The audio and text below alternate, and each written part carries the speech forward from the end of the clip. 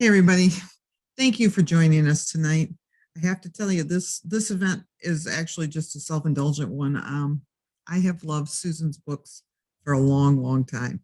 Now it means that we were, she was writing them when she was probably 10 and I was, reading them when I was 5, but which isn't true, but I was very excited that she can join us tonight. So one of the things we're going to tell you tonight is we are assuming everybody has read the book. There may be some spoilers. So just know that if you're not completely finished, we don't want to ruin it for you. If a question gets asked and you feel like it's going to be a spoiler, please feel free to mute it and then come back when it looks like have moved on. We can try to remember to raise our hands and see if, to let you know, hey, we're kind of done with that question, but just be forewarned. So, and if you haven't got a copy of her book, or if you're looking for any of her other books, you're welcome to contact Baker Bookhouse. We would love to get you in contact with them. In fact, the one over my shoulder right there is probably one of the first ones I've read of hers. She had The Shades of Mercy, and it is beautifully done and wonderful. So tonight, joining us is Susan Meissner, and I am so honored that she is joining us tonight. She's an award-winning author of lots and lots of titles. She is joining us from the beautiful California, where she said it is happy that it's raining there today. So thanks for joining us, Susan. I'm really happy to be here with all of you tonight. Well, good. So normally we kind of do a synopsis of the book, but we're going to kind of ease into this, everybody. So start sending in your book questions. Susan is going to join or share some of her research with us in a couple minutes. We want everybody to kind of get settled in before we get started, because we don't want anybody to miss anything. So I have to tell you, I was completely intrigued with the book being about the earthquake, something I haven't read much about. So what made you write that, or am I getting ahead of myself here? No, that's a good question. I only just touch on it when I show my my research slides. What it was basically was I had been writing about other locations, sometimes here in the States, oftentimes in Europe, which is great. But here I was in California, and I wasn't really paying attention to what stories might be waiting for me right here where I am, which is actually kind of a good thing to think about now because we've had a year of no travel. So it was good for me to start looking inward, like right around me. And so I thought, what stories are waiting for me right here in my home state of California? And right away, the 1906 earthquake sprang to the forefront because it's one of the more, I guess you could say, famous things to happen in my state. And there didn't seem to be a lot of other novels written about it or that used it as a backdrop. And so that was of interest to me, the fact that it hadn't been touched on too much and that it happened right here. And then it was a pretty defining moment for that city. So I looked at it to see if, like, is there a story here? Is there story value here? And I found out pretty quick that there was a story to be told, because I didn't even know that really the earthquake only, the city sustained some damage from the quake, but that wasn't what flattened the city. It was the fire afterward. And I didn't know that. And I live here. So I thought, yeah, there's a story to be told because there are things about that event that people don't know. Yeah, and I agree with you, because there was a couple times there was something written and it was like, well, I didn't know that. So of course off I go to see if I can find what really happened. So it was, and I didn't realize the fire wasn't like instantaneous, like the earthquake and the fire all happened at once. It was like a day or two later where the fire really got rolling and got out of control. So yeah, the fire started right away, but there were so many of them, and they were little at first, but they met up with each other, and then they became this inferno. Yeah. And there's the hospital scene, again, spoiler alert, where everything has happened, but then they have to move again. And it's like, those are the things you don't think of when you think of a disaster like that. Like, okay, this happened and they all got out safely, and then this happened. Right. It was it was just actually very, very interesting. So but why don't you go ahead and start with your research that you had for us. We'll babble on while you're getting set.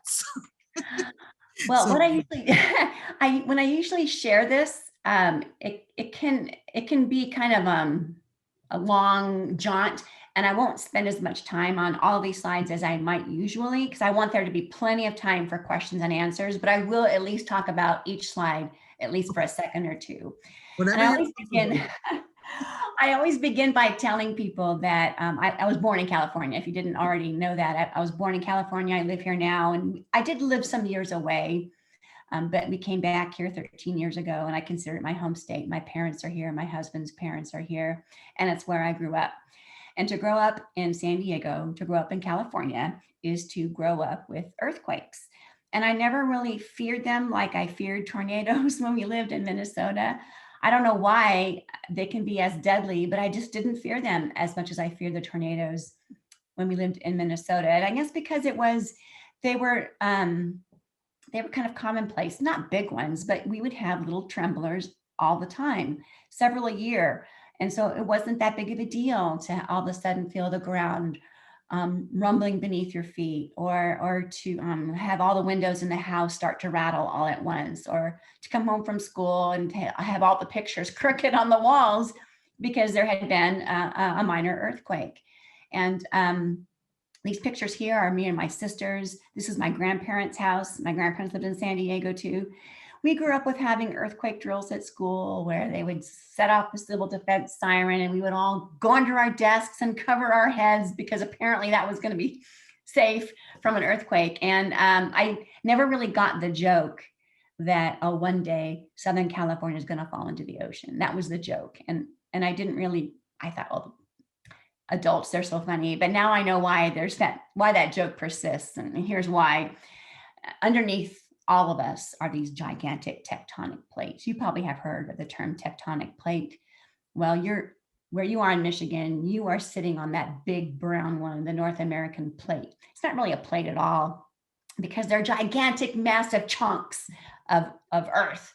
And I think of a plate as a little disc or a saucer, but these are massive. In fact, the North American plate, where Michigan sits, at its thickest is 188 miles thick. Okay, that's no plate, but that's what we call them. And the one right below the North American plate, that yellow one, is the Pacific plate.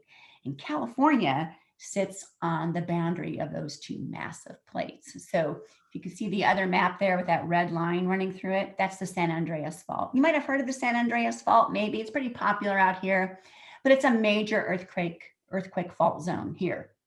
And so it kind of starts out in the ocean above San Francisco, and it goes all the way down the state. And by the time it gets to me in San Diego, and I'm way at the bottom by the border of Mexico, by the time it gets to me in San Diego, you can see how far inland it has moved. And so that's why there's this joke that one day Southern California will fall into the ocean, because we're on the yellow side. We are on the Pacific plate. We're on the water side of that earthquake fault zone. And that's why there's this joke. And I guess it's not really a joke. It's I suppose it's quite possible that one day, if there's a really, really big earthquake in Southern California, that it will change the coastline. But I don't worry about things that haven't happened yet and may not ever happen at all. So we'll just move on from there. But I did want to show you my great aunt's dishes. That's why they're in that picture at the bottom of the screen. My great aunt Loretta, she was really special to me. She's passed on from this life, and I was given her blue dishes when she passed away. I'm very happy to have them. But I have this picture here because there used to be service for 12. And this is all that is left of my great aunt's blue dishes, because she lived in Los Angeles. And in 1994, there was a rather large earthquake. Oh, yeah. Pretty awful, really. Actually, 54 people died, and it was billions of dollars in damages.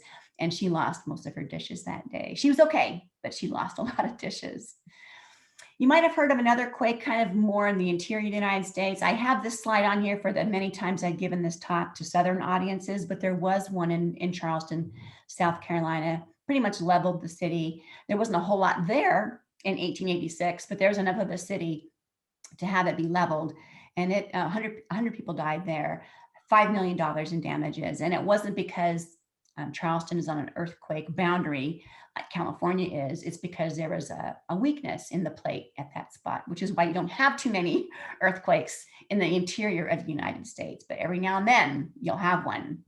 Now, the story I decided to tell, if you've read the book, You might know these people. They're not real people. I got these images off of Google Images on an image search because when I was writing, and then when I thought, well, when I talk about this book to people who haven't read it yet, I want them to be able to imagine these characters. And so here they are as I see them in my head.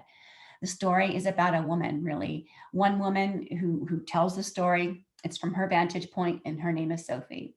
She's an Irish immigrant living in a terrible tenement in Lower Manhattan in 1905, and she wants out for a lot of reasons, not all of which she shares with you at the beginning of the book. But she's desperate enough to answer a mail order bride ad from the handsome fellow in the middle there, Martin Hawking, who is a San Francisco widower, who wants a new wife for himself and a new mother for his 5-year-old girl, Catherine, whom he calls Cat. So Sophie answers that ad, and he's like, okay, and he sends her a ticket for the train. Now, I had Sophie hail from Ireland because that's where my ancestors came from. A lot of them came from the northern part of Ireland. So I picked a village for her that you hear about in the book that would be kind of, when she gets to San Francisco, it's going to remind her of home. There's a picture there of a tenement in New York. If we had more time, I'd explain to you how awful the tenements were at the turn of the century. That's a Jacob Riis photo. You could maybe Google his name when we're done. His last name is spelled R-I-I-S. You'd be fascinated at what he exposed of the living situations of immigrants at the turn of the century. And the last picture at the bottom of the screen is a real mail order bride ad. This particular man is from Toronto. He's looking for a wife. And the thing about mail order brides is they were pretty popular in the later part of the 19th century, early part of the 20th century, because the farther west you went, the fewer women there were. So you had all these men who went out west to make their fortune and then realized, well, there's no women here. And so they would put in these personal ads. And so there were mail order brides on the East for a great number of years because men in the West were looking for companionship, for wives. They wanted to have children. They wanted to have a legacy. And that's why mail order brides were so popular back then. So Sophie gets this train ticket. She gets on the train. The Transcontinental Railroad has been operational for about 3 decades. And so she comes all the way across the United States, ends up in Oakland, which is that red bit on the map that's on the right side of the San Francisco Bay. That's Oakland. She gets off the train, gets on a ferry just like that one. If you've read the book, you know that chapter 2 starts with her at the railing of the ferry as they're coming into port. She's going to get off of it and marry this literal stranger. So San Francisco is the red bit on the left side of the map. And there's no Golden Gate Bridge right now. There's no Oakland Bay Bridge. There is just the ferry to get from the mainland, if you will, to that peninsula. San Francisco sits on a peninsula. It looks like a big thumb. And the Golden Gate Bridge, which is not there yet, will connect the top part, the north part of San Francisco with Marin County above it, but it's not there yet. So you can see that that red bit on the right part of the peninsula, that's downtown San Francisco. You can see that it's surrounded on 3 sides by water. And the Bay side, which is why it's called Bay Area, is on the right, and the Pacific Ocean is on the left. Now, when Sophie arrives in San Francisco, if you've read the book, you can tell that it's really a quite lovely city. This is the map I used when I was walking around for research.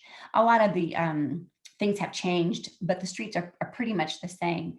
So she would get off the ferry, meet this man that she only knows by his picture, and they would get in a horse-drawn cab and go down South Market Street to looks like a Capitol building there at the bottom of the screen. It was their county courthouse, city municipal structure. It was this huge, gigantic structure they had just finished building. It was almost done.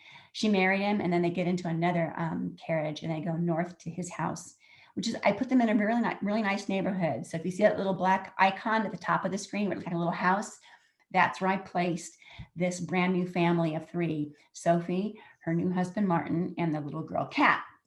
Now, at first, she feels like she has everything she's long wanted. If you've read the book, then you know that she's finally has good food to eat, a nice house to live in, this little girl to love, and she knows she can't have children. She never thought she'd be anybody's mother. And so, and they're living in this lovely neighborhood, and there's just one little wrinkle in all of this, and that is that there's something up with Martin. She can't quite figure it out, but she can tell. He travels for his job. He's a bit aloof. He's even distant around his own child. And she kind of thinks, well, it's probably because he's grieving, the loss of his wife. And his daughter doesn't speak, Kat doesn't speak. And that's also attributed to the fact that she's grieving the loss of her mother. But it's very strange to her. But she decides to dismiss it because she has 90% of what she's long wanted. Here's some before pictures then, before the earthquake, because she gets there to San Francisco a year before the quake. This is that city hall county courthouse building. It took up a whole block. It was beautiful. It was almost done. It took 26 years to build at an astronomical cost, $6 million. And it really was almost finished, not quite. You can see all those beautiful columns there. Just kind of keep that in mind as we go through the slides. This is where she would have married Martin after getting off the ferry. The picture on the right is one of the downtown streets. You can see they're very wide, lots of tall buildings. It was a very well-to-do city. Lots of people had made their millions in San Francisco and had beautiful homes. This is one of the really nicer hotels in San Francisco. It was called the Palace Hotel. And if you were in town and you had money, this is where you wanted to stay. It was quite beautiful, quite opulent. The Cliff House, which was on the ocean side of the peninsula, it wasn't a hotel, but it was a place to go for a lovely dinner or a lovely lunch, and all these salons, all of them with these beautiful ocean views. It was a lovely place to have a wedding, quite nice. Just up from the Cliff House on the ocean side of the peninsula were the Sutro Baths. And the Sutro Baths were also just a really nice place for the upper crust to spend their afternoon. They had saltwater baths and freshwater baths and these beautiful paradise looking type, decor on the inside. It was very, very lovely. This picture here is particularly telling to me because it's literally dated one day before the earthquake. So this is San Francisco on April 17, 1906, and nobody knows, nobody in the city that's inside these buildings. When this picture is being taken, they have no idea what's going to happen. So this picture tells me things aren't as they seem. And that's something I use thematically in the book, because with Sophie and her new husband, she knows that things aren't what they seem, but she doesn't want to look at it. So she dismisses it. But things are never going to be the same for the city or for her, really. The next day, it's all going to be different. And what happened is that North American plate, the big brown one, and the Pacific plate, the yellow one, well, they got together, they touched, and that's always bad. And so when they touched, they quickly move away, and the Pacific plate went north, and the North American plate went south, and in a violent kind of way, and it created this gigantic earthquake. If there had been a Richter scale, it wasn't developed for another 30 years, but if there had been one, it would have measured 7.9, which is massive. And so a lot of wood frame buildings, well, they fell right away. Structures that weren't built well, they fell right away. Larger buildings that had like stone foundations or cement foundations, a lot of those withstood the shaking. They might have lost a lot of plaster from the ceiling. Dishes might have broken, chimneys fell, but a lot of better built buildings survived the quake. But they couldn't survive the fire, because what happened is the quake broke open all the gas mains. So that beautiful city, it was all piped with gas. And so all you had to do was like turn a little key and you had fire, like for lighting, for your stoves, for everything. Well, it broke open all those gas mains and started these little fires everywhere, hundreds of them. And there was no water to put them out because the quake also broke open the water mains. And so these fire brigades would like jump out to put out these fires, and they'd go to the hydrants and they couldn't get any water because the water mains were broken. So all these fires that no one could put out, they merged, so that by the end of the day, by the end of that first day, it was like, there were like 5 huge fires. And by the next day, they had merged. And so now it's just a wall of flame. And so 3 days later, this is what San Francisco looked like. Can you believe that? 3 days later, that structure at the back there that you see, that's that county courthouse municipal structure. That's all that's left of it. It was pretty much a skeletal ruin. 500 city blocks were burned. 25,000 buildings were destroyed. 3,000 people lost their lives. So these are some after pictures. That picture there on the left is like during the fire itself. So the quake has already happened. These people have all survived the quake, but now downtown is on fire. And most of the fire is at that eastern end by where the bay is. And so they're starting to walk to evacuate, to go up the hill. And, San Francisco's full of hills. So they're walking upwards and looking. You can even see that little group of women there in the left-hand corner of that picture. They're kind of stopping and they're looking at that fire going, how much longer are we going to have to run from this thing? And they have no idea. It's going to burn for 3 days and 3 nights. On the right there is that beautiful city hall structure. You can see all those columns are gone. They're gone. The columns fell the very first day. They found out that it really wasn't built that well, which is kind of sad, but all those columns fell the first day. This is where, if you've read the book, this is where Sophie and Kat and the other person, if you haven't read the book, they go here right after the quake. And there's a hospital in the basement, and it's being evacuated because it's falling apart. And of course, they had to leave because the hospital was a ruin, and they went to another place where they had like a makeshift hospital. But then the fires came through and swept through that building, that beautiful city hall structure. So that what you see there is all that was left of it. It was pretty much a ruin. All of it had to be razed. So here's a picture of the street. This is after the quake, after the fire. This is what a lot of the downtown streets looked like, because buildings of brick could withstand the heat, but their insides could not. So you'd have these like hulking skeletal things where the brick outside structure was there, but inside there was nothing because the fire swept through it all. At the very back of this photo is the ferry building. And it's a long structure, kind of horizontal with all the windows. That's the ferry building. So beyond it is the bay. Here's a picture of what some of the houses looked like after the quake. This is on Howard Street, just below Market Street. And to the right there, that building that you see, it's all blackened. That's what's left of the Fairmont Hotel. And the Fairmont Hotel was like the next most beautiful San Francisco hotel. It was almost finished. It was almost done. It was 2 weeks away from its, I guess, grand opening. And it survived the quake with some minimal damage, but the fire swept up Nob Hill, which is where it is, very lovely neighborhood. And it swept up into the hotel and burned everything. If you get the book, you might notice that on this cover, this is the photograph used for the cover of the book. So this is Union Street, and it's going uphill, it's going west, and you can see how the quake just shifted all those cable car tracks.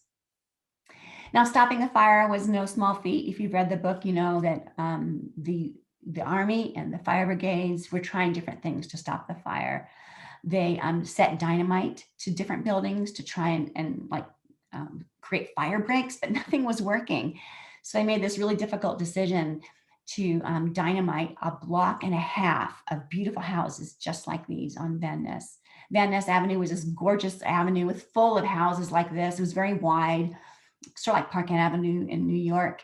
And they thought, if we drop the houses on the east side of Van Ness, maybe the fire can't jump it and continue on to the left side and just continue on to the ocean. And so they did that. These beautiful houses that had survived the quake with maybe minimal damage, they set them all with dynamite charges and blew them all up, which is just sad to think about. But it worked. It worked. They flattened all of these houses so that when the fire got to them, there was nothing there but flattened ruins, and it stopped the fire. So the fire it literally stopped at Van Ness on the east side, and the left side, the side that would continue on to the ocean, was all right. So it worked. So now you have the city of survivors.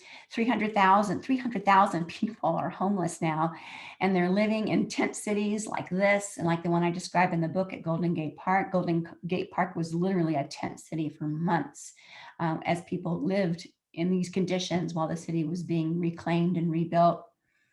If you had a house that was still standing, you were not allowed to cook inside it because there's no way to put out a fire. So a lot of women brought out their cook stoves into the street, and they would cook this way because you weren't allowed to cook inside your home. These are just some before and after photos I thought you might like to see. So on the left side of the screen is an intersection after the quake and fire and what it looks like today. So this is looking up California Street. You can see the skeletons of buildings that survived the quake, but the fire swept through them, and the way it looks today. And here's another one, pretty much the same. It's the same view. You can look at today's picture and see on the right side, you can see that Oriental pagoda type structure. That's the beginning of Chinatown. So Chinatown on the left side would have been right about in the middle of the picture, and it was completely destroyed. All of it was gone. And so the Chinatown that is there now is quite a bit smaller than the one that was there in 1906.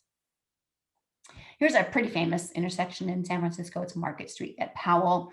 You can see that Flatiron shaped building, the Flood building. It's there on the left side, and it's still there on the right side. So it survived the quake and fire. It was gutted on the inside and had to be restored, but it did survive. And then that building that there's a blackened wall facing the camera.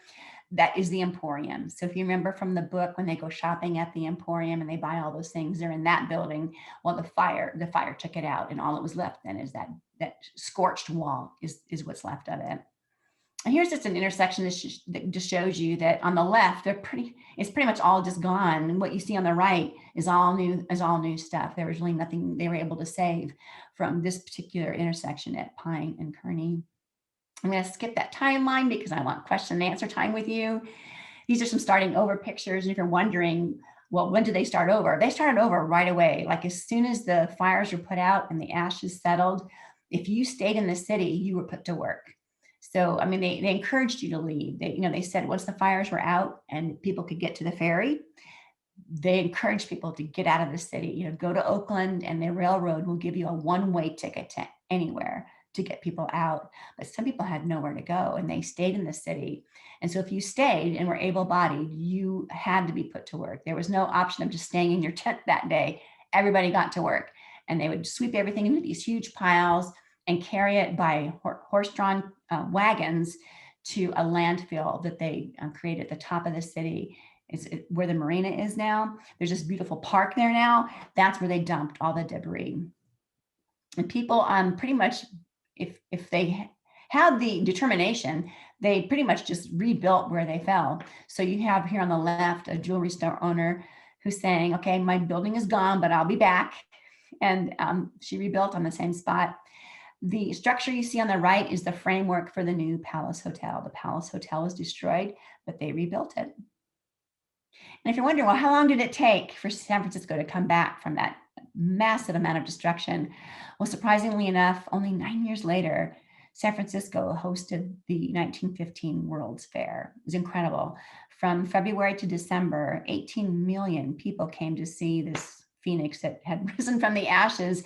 They had built all these beautiful buildings like this one up in the marina area. So they built all these beautiful buildings on top of that landfill. All the debris from the earthquake became, the foundation for these beautiful, beautiful exhibition buildings. And it was just quite a remarkable thing. And of course, now when you go to San Francisco now, if you've never been, you've probably seen pictures of what it's like now. You would never believe that it had gone through that kind of catastrophe. And I think there were two things going for it. Number one, it was their determination. They really did want to come back, and they wanted to come back stronger than ever, and they did. And the other thing was they did have help. Within 3 days of the disaster, $5 million had been donated to San Francisco by other cities, by individuals, like the Rockefeller family just wrote a check. And it wasn't just money. They were given provisions from other states. Oregon sent trainloads of provisions and doctors and nurses, and Minneapolis sent flour, and Chicago sent meat. They really had the help and support of the other states. And so those two things, I think, are indicative too of what these characters of mine go through. With Sophie, is that she had a lot of determination, which you see the San Franciscans had, but she also had help, which is why this is a book not just about one woman surviving a catastrophe, not just physically, but emotionally and personally, she survives a catastrophe, but she also makes friends along the way. And those friends, they help each other. So it's also a story of female solidarity. So this is the point now where I'm going to go ahead and stop sharing my screen. And I'm hoping that you have some questions for me. I'm happy to answer any questions about anything. So it can be about this book or from another book that you read of mine. I'm an open book, no pun intended, so you can ask away. So, well, great. You know what? I will tell you right away, I am a bit of a history nerd. So that was fascinating. Thank you very much. I really appreciate it. I was watching some of the chat go by, and they really are enjoying it. So bring on your questions. I do have a few to get us started. So they were rolling in early, and I think they all got wrapped up in what you were saying. So they forgot to ask questions. So they'll catch up with us. So okay, we'll just start with this one and we'll kind of go from there. And I'm sorry if they're not in the right order, readers. No worries. Up. So how did you decide on the structure for this book? And I think it's, the storyline moves along a little bit different, which is kind of cool. Well, the story, if you haven't read it yet, the story begins chapter 1, and several other chapters like it are a police interview. It's a transcript of a police interview. And so the story opens with Sophie It's 7 months after the earthquake, and her husband is missing. And so she's been asked to come and help this U.S. Marshal with their investigation. And that's how the story begins. So we know at the beginning that there was an earthquake, and that this man that Sophie has married is missing. And then we go back in time to the ferry, and she's coming from New York to marry this stranger as a mail order bride. So I'm not sure at what point I realized I needed to have some back and forth there, but I knew I wanted to have kind of a prologue-ish kind of look where the first time you see Sophie is not on the ferry. The first time you see her is after the earthquake, and she's in the police interview room, and her husband is missing, and she's there because she wants him to be found. Every indication is that she is participating in wanting him to be found. And that probably happened at some point in the middle of the writing. The thing about this book, though, is that it didn't come together as easy as other books that I've written, which surprised me because it's not my first book. But I really struggled with this one. And I think part of it was I had the wrong characters to begin with. When I wrote my first 25,000 words, I had different characters altogether. I had the backdrop of the quake, but I didn't have Sophie. I didn't have Martin or the other people. They were all different characters. And I thought I had a pretty good start, and I had an idea where the story was going to go. And I sent it to my editor, and she had to tell me, I don't think this is going to work. And she had some reasons why. And really, they were kind of elemental. Like, the characterizations aren't compelling, and you're not going to get reader buy-in, and there's no emotional pull. And she was right. She was right. It was devastating, but she was right. So I began again with all new, from the beginning, I began all new stuff. And this time I had these characters. But again, I struggled to start, and I wrote 40,000 words this time, sent them to my editor. And again, she had to tell me it's not working for a lot of the same reasons. And so, and that was really hard for me because I felt like I'd lost my edge, and I didn't know I didn't know what I was going to do. But what I finally realized was this was Sophie's story to tell and no one else's. And that second attempt that I had tried, Sophie had her own chapters, and Belinda had her chapters, and Candace had her chapters, which if you haven't read the book yet, those are women you meet later. And so there were too many voices, and I couldn't get dialed into what Sophie, who she was. And this was really her story. And it wasn't Sophie telling the story from third person point of view. I knew after all of this pondering that it was Sophie's story to tell in first person point of view, which means if she's telling you the story, then she's telling you what she wants you to know. And she's not telling you what she doesn't want you to know. And that's when I finally figured out it's her story. And then I was okay. So that's why the structure is the way it is. But it was a roundabout way of getting there with it. Yeah, and it was a fascinating thing because right away from the beginning, you're like, wait, something's wrong, and so that was kind of a cool way to do it. And for you, it was a bit different. You're right. And not only because you did it the way you did it, but for your writing style, it was different. So, and yeah, well, if you've watched HBO's Big Little Lies, it seems incongruous to say I was inspired because they're completely different stories, but that's also a story about women who come together to help each other out, to protect the innocent and protect each other. And it begins with a police interview. And I kind of liked that. And I thought, that would work for this story as well. And since I hadn't done it before, I like what's the word? I like experimenting with structure. I don't want every book to have the same kind of architecture. I wanted to try something new. And so I thought I'm going to try that police interview and see how I like it. And I found that I really did like it, and it suited the story.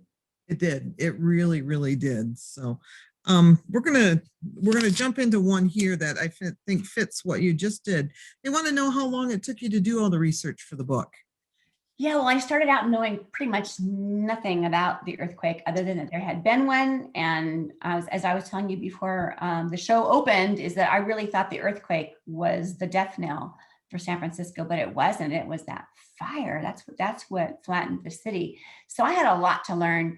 And for me, research always comes first. I like to feel like I have a huge handle on the logistics before I start writing story. So I pretty much did nothing but read and take notes for like 4 months. That's all I did. I wasn't writing anything except taking notes. So we're talking 3 or 4 or 5 months. One of the books that I read was this one. It's called A Crack in the Edge of the World by Simon Winchester.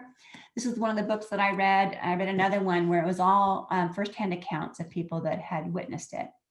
Because all the live witnesses are dead. You know, it happened too far in the past for there to be live witnesses to talk to. So I was really glad I found that book.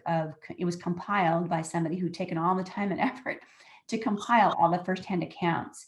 So between that book and this one, both of those I read multiple times because I wanted to feel like the data was part of my thinking, so that when I start writing story, I don't have to like climb out of the story to find details. Right. So I would say 4 to 5 months is probably my average for research, and then I start writing, and that can take anywhere from 6 to 8 months depending on how many times I have to start it.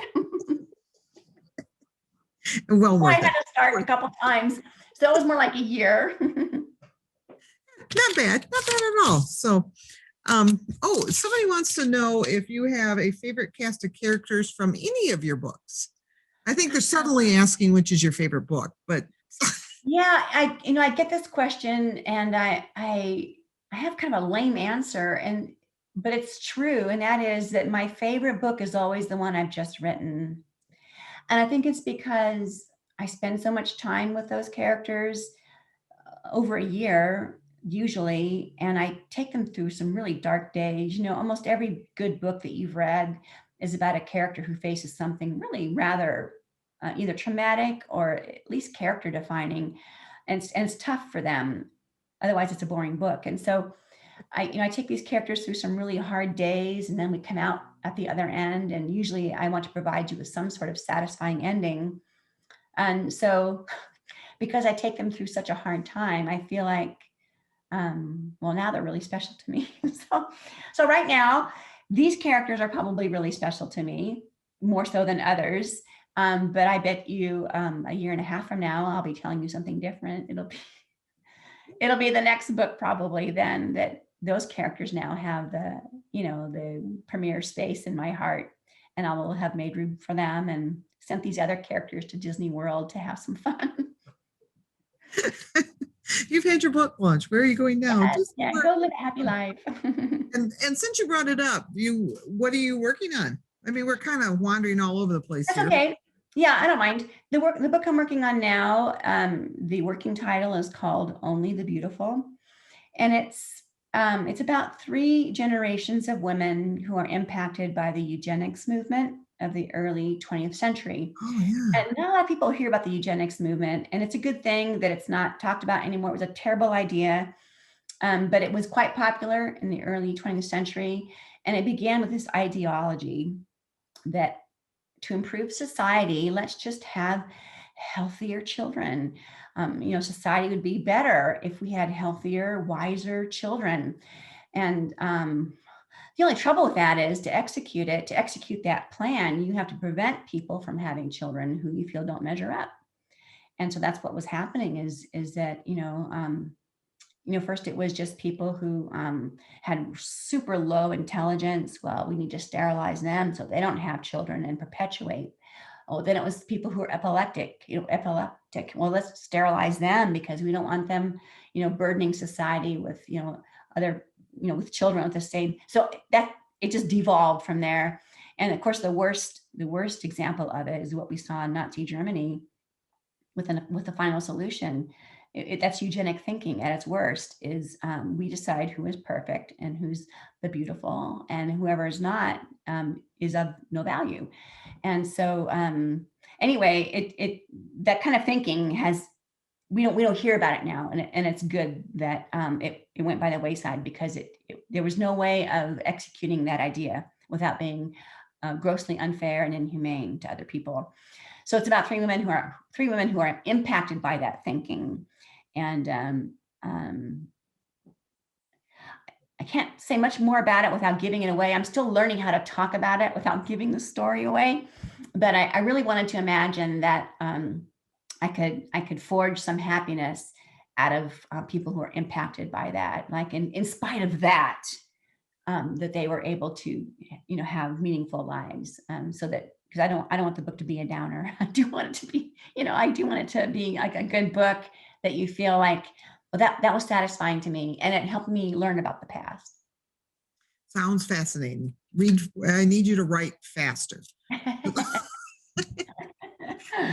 Um, oh, somebody asked, how can we check out California Academy of Sciences simulator experience set inside the Victorian dining room you referenced in your afterwards? Yes.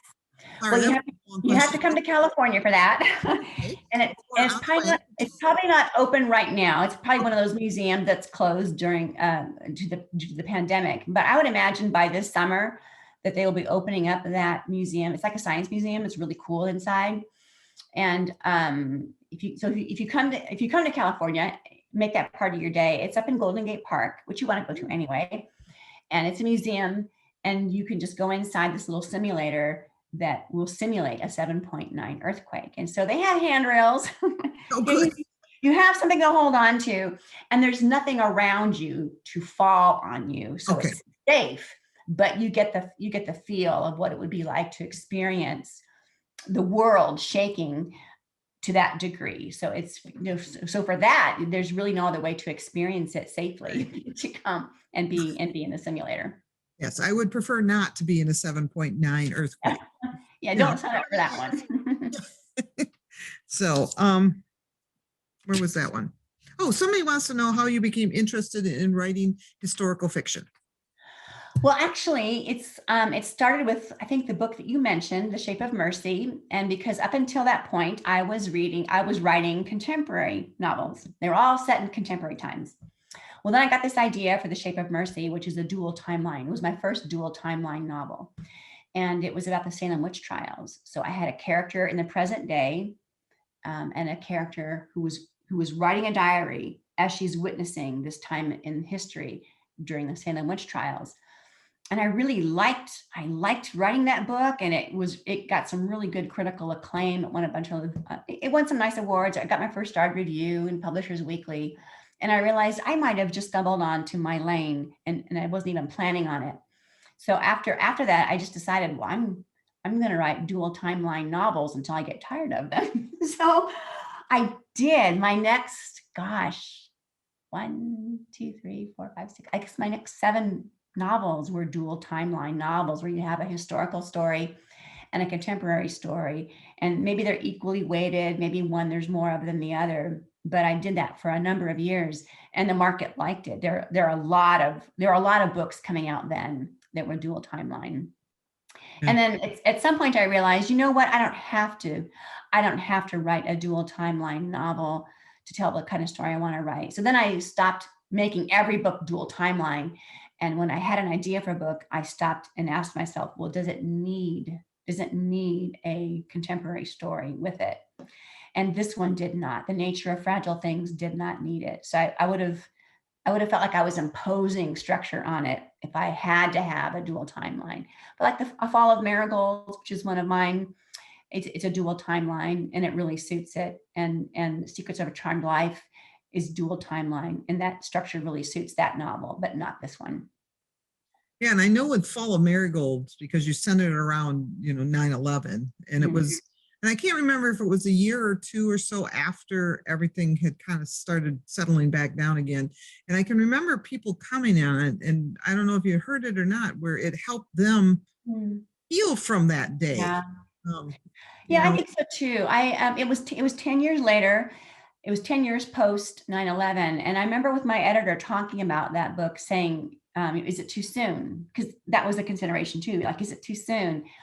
And she at that time lived in New York, and I trusted her judgment. And she goes, no, I don't think so. I think the timing is right, because it has been 10 years. I think all of us who lived through it are ready to see how we feel about it 10 years later. And so that's what I found from people, is that they were able to read about it and kind of reprocess it from the standpoint of a decade later. Because for a lot of us living right now, 9/11 is our Pearl Harbor. It's like, well, that it kind of probably had the same kind of visceral emotional trauma that Pearl Harbor had to, our grandparents. And so, I think it did serve to help people kind of process that memory, because all of us who are alive pretty much in our adult years, Yeah. we were aware of it, Yeah, it was our "where were you that day" moment. right. We can all say it. We all know Right. where we were. So yeah, I remember reading that one, and for some reason I was thinking it was closer, but 10 years, huh? Mhm. Yeah, Time flies, man. it does. It's already going to be 20 years this September. It will have been 20 years, which is I didn't amazing to even think of me. that, but yeah, 2021, it would Yeah, be. Isn't that yeah. fun? Huh. Wow. Things that you don't think about. Now, So, okay, okay, here's one, and this one is about As Bright as Heaven. And it's one of those books that you wrote a couple years ago that deal with the Spanish flu epidemic. So mhm, this person says, what emotions did you experience after researching and writing about a pandemic and the experience, and now you're experiencing one? Um, right, yeah, right. That's a good question, actually. And I've been asked that a lot lately I for bet. obvious reasons. And the thing about the Spanish flu pandemic of 1918 is when I wrote about that in As Bright as Heaven, I didn't know much about it at all because it had largely been forgotten by modern history. No one really talked about it anymore. No one really knew what it was. I didn't even know what it was. In fact, when I was looking for an idea for a book that I knew would come out in 2018, I was thinking, well, what would people want to read in 2018? Because I'm thinking about it in 2016. I thought, well, I know that the centennial of that one Spanish flu thing is coming up then. Maybe people will be interested in it. And so that's about all I knew. It was that there was going to be a centennial, the 100th anniversary. And so when I started reading about it, that's when I realized, oh my gosh, this ought not to be forgotten. It was so the impact on humanity was just huge. Spanish flu is still worse than what we've experienced in our lifetime with COVID. 50 million people died of Spanish flu, and 650,000 Americans, which we've not come to that number yet, and I hope we don't with COVID. It feels like we're not going to, and my hope and prayer is that we don't. But it was so devastating, and I thought it's sad that no one remembers it. That's 50 million souls that just deserve to be remembered in some way. So that's when I set out to write the book, thinking I think it'd be good to tell a story with that as a backdrop, just so people don't forget it. Because what you don't remember, you don't. If there are any lessons to be learned from the past, well, you don't learn them if you don't remember them. And so, writing that book was really not so much. Um, I think it would be different if I wrote it now after having experienced our own pandemic. But at the time, we had never experienced anything like that at all. So I was able to stay a little bit distanced from the topic because it had happened way too far in the past. And I didn't have any living relatives that remembered it or anything. So I was able to stay a little bit distanced from it as I wrote it. But when we realized we're in our own pandemic, and then people started asking me about it because of all the research I had done, and I started to see parallels between what they went through in 1918 and what we were going through in 2019 and 2020, then I realized this is what happens. This is what happens to us when it feels like we're not in control, and when it feels like we don't know if we're going to live or die, or we can't participate in all the things that make life wonderful. All of that seemed just a little bit more. It was more kind of, I guess, it it felt more real to me now than it did actually when I was writing it. And I think it's because there's something to be said for experiencing something and knowing that experience because you've either lived it yourself or you are living it. But what I do like to remind myself of right now, especially, is that I've learned from that research that pandemics have a beginning. Sadly, pandemics have an end. They always end. Even the worst one ended.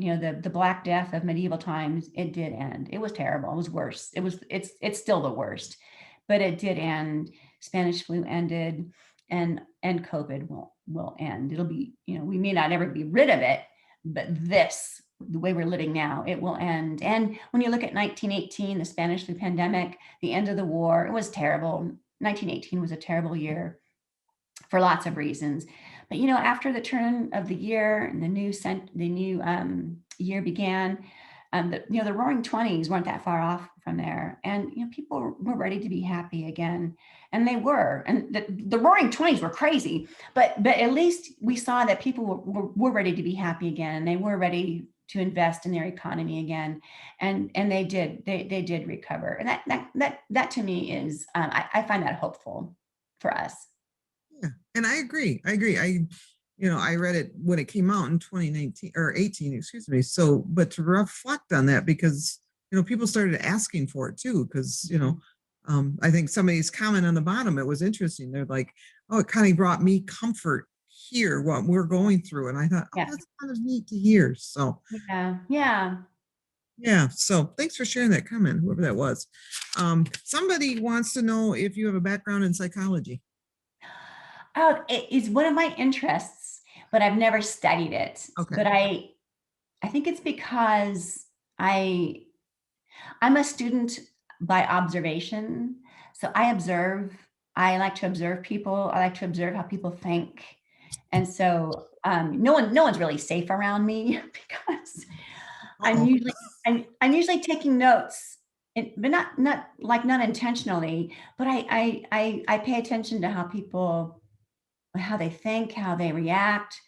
I like to study things like personality, like Myers-Briggs was of great interest to me when that was so popular, and now the Enneagram thing that's so popular, very interesting to me. Even if you don't believe in personality typing, it's still very, very interesting. And so all of that, I think, is just it's just being able to like gaze into human character, because it's so vast and we're all so unique, and yet there are some things about us that are universally true. We all want to be loved, and we all want to be wanted, and all those things that are like true of us no matter when you're born or where you're born. All of that interests me greatly. So this is a question, and this is my question, and I waited to ask it in case somebody else was asking it. But as we near the end of our hour, do you see Sophie as the heroine of the story, or is she a bad person too? And I'm really sorry for those that haven't finished the book, but I did, and I gotta know.